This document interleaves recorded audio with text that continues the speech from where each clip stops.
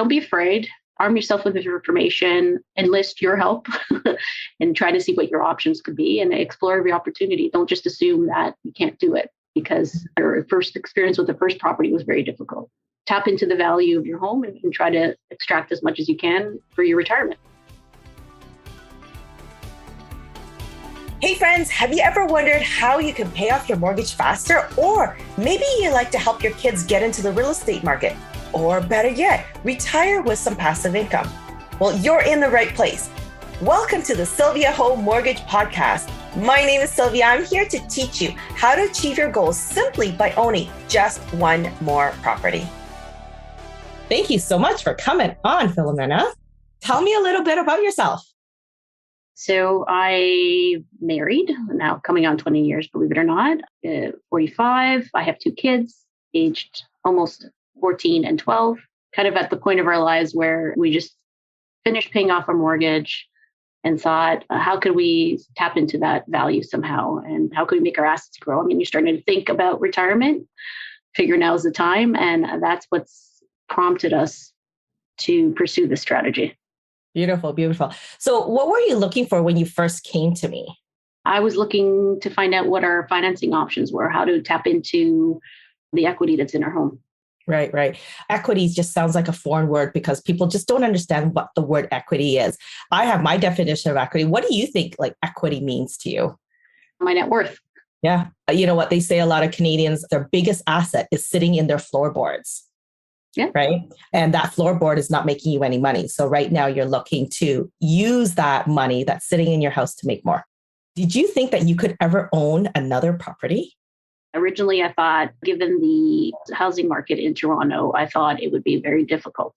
But given how it's taken off of late, I started to realize, hey, there's potential there that we can kind of harness that growth and get another property as well. So did I think I could 20 years ago? No, but I'm starting to see my view has changed. Okay, beautiful. You're one of those clients that are like, hey, Sylvia, I don't want to buy in the Toronto area. What are you and your husband thinking of buying right now? We are thinking of buying in Miami Beach, believe it or not. After we've done quite a bit of traveling over the years, and there's always lovely places that you want to go and see. But it was unique to us because it was very much like Toronto, which we love, except it's got nice weather year round. And yes, that's what attracted us. And plus the entry levels to get into the real estate are a little bit more attractive than they are here.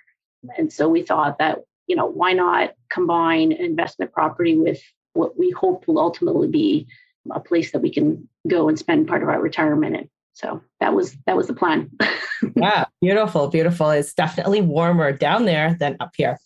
So where are you in the process right now in regards to the J.O.M.P program, and what kind of obstacles are you facing? The obstacle we're facing right now is contrary to what I thought. I thought it would take a long time to sort of line up the financing and all the legals and all the logistics. That part's actually been, thanks to you, quite easy. The challenge we're having is supply. We have our hearts set on a particular type of property, number of beds, number of baths. And for us right now, the challenge has been a supply in those type of properties. There just isn't a lot right now. Okay. So trying to balance being patient with being afraid that what little there is there would be scooped up. So that's been the challenge for us. Right. And then, so your realtor down in Florida, what are they saying? Supply is just really low.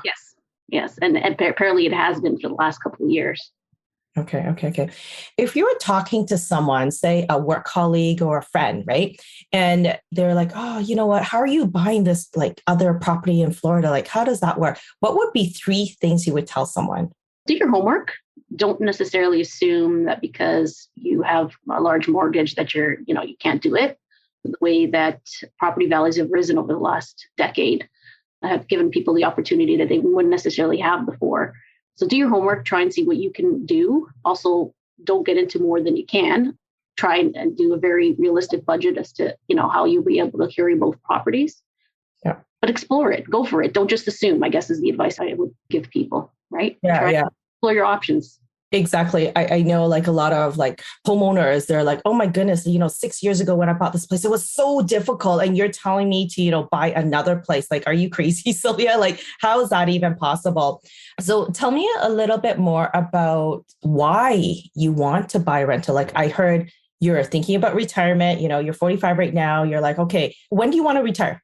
That's an interesting question. I have a very unique employment arrangement. I work for two investment managers who are about 15 years older than I am, and they have their own wealth that they would manage. I mean, we've had the candid conversation. I can work for as long as I want.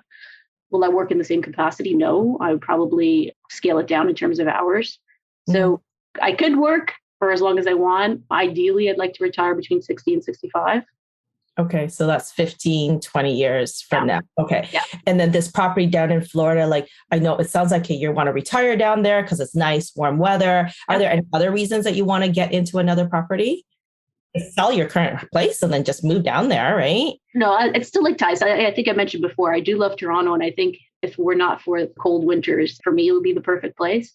And we have family ties here, parents and family. We don't want to move. And we just want the option of being able to go somewhere when it's cold. And we saw the opportunity come up when we went last time to visit and thought, why not there, right? Only because we had been contemplating it, entering the investment property market here. But as you know, property values are quite high. So we thought, hey, why not?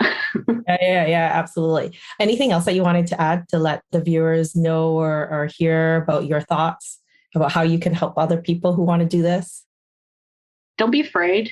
Arm yourself with information, enlist your help, and try to see what your options could be and explore every opportunity. Don't just assume that you can't do it because your first experience with the first property was very difficult.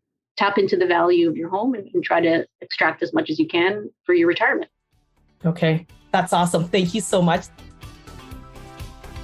Hey friends, thanks so much for listening to the Sylvia Ho Mortgage Podcast. We'll catch you on the next episode. You want to learn more about the J.O.M.P program? Please connect with me at sylviaho.ca. Love to hear from you. All it takes is 15 minutes for us to chat to see if this will work for you.